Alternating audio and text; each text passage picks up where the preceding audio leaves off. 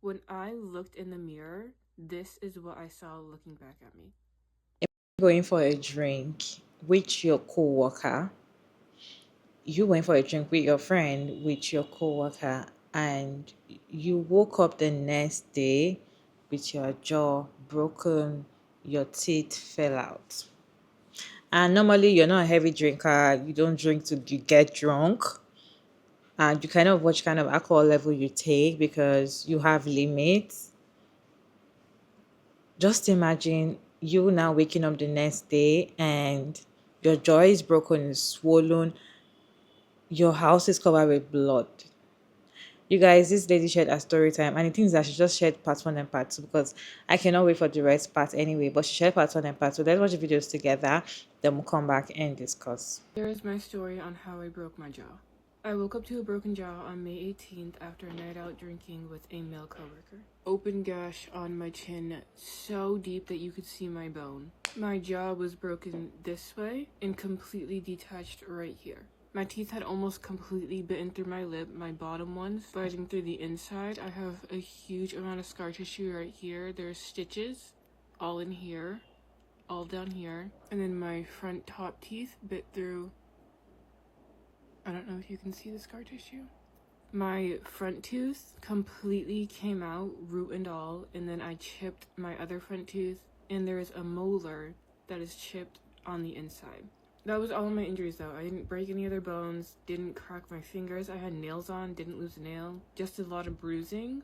On Saturday night, May 17th, me and my coworker decided to go out for drinks after work. Yes, he was a male. Yes, it was our first time hanging out. Yes, that was my first mistake. We decided to go to a bar that my friend was working at. When we arrived to the bar, it was completely empty. There was like no one there, and my friend was leaving. So the three of us left together in one car to go to a new club. The line was really long. My friend didn't want to wait, so she left me and my coworker there, which I never, ever, ever blamed her for, or was mad at her for, or felt any type of way towards. Me and my coworker finally make our way inside the club after waiting like 25 minutes, and we immediately head to the bar. He orders us 2 shots each and a tequila soda, and that is literally the only thing I remember from that entire night. I will say that we were drinking in the car before we got to the bar, so I did not get there stone cold sober. I have never in my life ever blacked out before. I always know my limits when I'm drinking, and I don't do any sort of drugs or anything else like that. I'm literally 90% of the time a sober sister. So this was so unlike me. Everything that happened this night, I feel like was so out of character for everyone that was involved. Everyone was acting so weird. I can't even explain it. And I'll go into that deeper in a different video because I'm just trying to keep this as a story time. It's such a long story. This was my first time ever blacking out, and it was also my first time ever going out alone with a man. I wake up in the morning on May 18th to a text from my coworker saying, "Here is my story on how I broke my jaw, part 2. This was my first time ever blacking out, and it was also my first time ever going out alone with a man. I don't remember anything else from that night." I wake up in the morning on May 18th to a text from my coworker saying that I had taken a fall down the stairs and I peed myself, and he did his best to clean me up. He got me in bed and to call him in the morning. I was not in any pain when I woke up. There was nothing that immediately flagged me that like, oh my god, I'm in pain, I'm in danger, something happened. I literally read the text, I responded, LMAO, I'm so sorry. Because I was so embarrassed that I, 1, got too drunk, 2, fell, 3, peed myself. After I sent that text, I went back to sleep. I finally get up around 8 a.m. on May 18th, Sunday morning, and I make my way to the bathrooms and brush my teeth like I do every single morning. When I looked in the mirror, this is what I saw looking back at me. I didn't even know, I don't even remember like my first initial thought. I don't process things very well. So guess what the first thing I did was? I proceeded to brush my teeth. Literally jaw hanging off, and I'm like, oh yeah, let me just. I'm texting my best friend, and I'm like, I'm so calm about the entire thing, which is bizarre. And I'm like, oh my god, my teeth are gone. And she's like, what the fuck are you talking about? And I'm just texting her, and I'm like, oh my god, dude, my teeth are literally gone. She's like, send me a picture. I send her a picture, she immediately starts freaking out because she's not one to stay calm. She starts freaking out, as she should, honestly. And I go downstairs and I finally notice that my room looks like a murder scene. Like, my room literally looks like someone was murdered in it. There was so much blood all over my carpet. My carpet's white. All over my bed. Like, literally, the whole thing was covered in blood. Smeared on the wall, down the stairs. There was blood on the floor. There was blood everywhere. I wish I took pictures. I didn't take pictures of anything. I was so ill prepared. I end up texting my coworker and I'm like, what the fuck happened? Like, I know you said I fell, but what the fuck happened? Like, what happened? He obviously doesn't answer because he's still sleeping. Whatever I was wearing, I woke up in a bathrobe. I woke up with my hair in a bun, all my jewelry was off, my makeup was off, my contacts were out. I don't know if I was so blacked out that I didn't feel the pain of my jaw and I continued to get unready for bed, or if no, because he said that he undressed me. I think the scariest part is not knowing what happened to me when he brought me home. And we have ring camera footage of him getting me in the house, and I am so annihilated, I am so obliterated, I can't even walk. It's insane to see myself like that because I've never been like that. But I had to be somewhat still conscious because I had to tell him where I lived, give him the keys to get in the house. We got back to the house around 2:45. And then he walked back out to his car at 2:53. So 8 minutes after we got in my house, he walked back to his car at 8:53, grabbed something, and then came back in. And he didn't leave again until almost 4 a.m. where he's walking out with his bloody t-shirt. And then he leaves.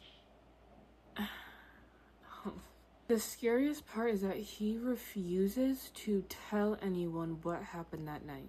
I texted him a million times. He kept saying, I took a fall. I think what baffles me the most is, like, you see I took a fall. I'm completely annihilated. I don't even probably know what's going on. He saw that my tooth was missing. He knows I'm bleeding a lot. His t-shirt was covered in blood if he was trying to clean me up. You left me there. He left me there bleeding in my bed. I woke up to so much blood. I also was drinking, so my blood was thinner. I could have bled out that night. The human decency.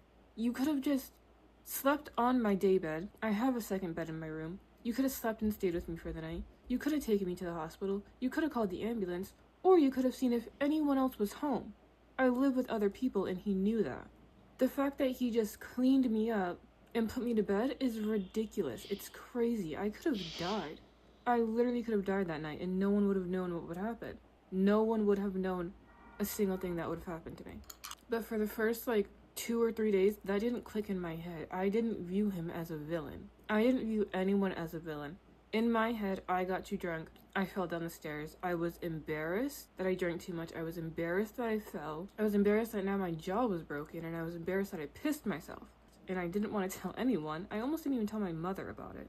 I end up calling my boyfriend, and he picks me up and immediately takes me to the hospital. There's something fishy. I personally feel like something was in the drink. Something was in the drink because you don't drink to that level, you don't get high to that level, and now you cannot remember anything when you woke up. You cannot remember anything until the drink that you drank last. Definitely something was in the drink, and it was that co-worker. It was that colleague that put something in the drink. I'm just very sure because what was he doing at your place from 8:53 to 4 a.m.? So he wanted to leave you till you wake up. He wanted to leave before you wake up so you won't meet him there. And now he had to, plan the whole thing and text you already and tell you, oh, you fell down the stairs, you did this, you did that. You guys, the matter is not Martin. This is what we're saying about trusting all these people. Like going out, and she said this was the very first time she was doing something like that. Second of all, where was her friend? Because why would you go to a bar with your friend and you left your friend there? Like, sometimes I just feel like that's not cool, really. Because if you go out, see, ladies, when you go out with your friend, when you're out with your friend, leave the bar or the club with your friend. Don't ever leave your friend there, especially if she's with a guy that you guys don't know, you're hanging out with the first time, even though just you guys should live together. Because Staying alone with this men can be very dangerous, no matter who they are to you, even if they are your colleague or you see them every day. Because she said that this is the first time she's actually hanging out with him. So she doesn't even know the kind of person he is. So imagine you waking up and your jaw is broken, all your teeth, some of your teeth fell out, and blood everywhere. That's crazy. Because okay, let's assume what he said was true, that she fell down the stairs and all of that. Just as she said in the video, it could have helped. It could have called the ambulance. It could have done something. Not just leave her there and allow her to wake up with that. You guys, what's your take on this story? So let me know your thought down in the comment section respectfully. As always, your girl Mara David. Thank you all so much for tuning in. I hope you enjoyed this one. Please like and share and subscribe. And I'll see you all in the next video. If she posts the remaining part later on, then we'll continue to know what happened next. Bye guys.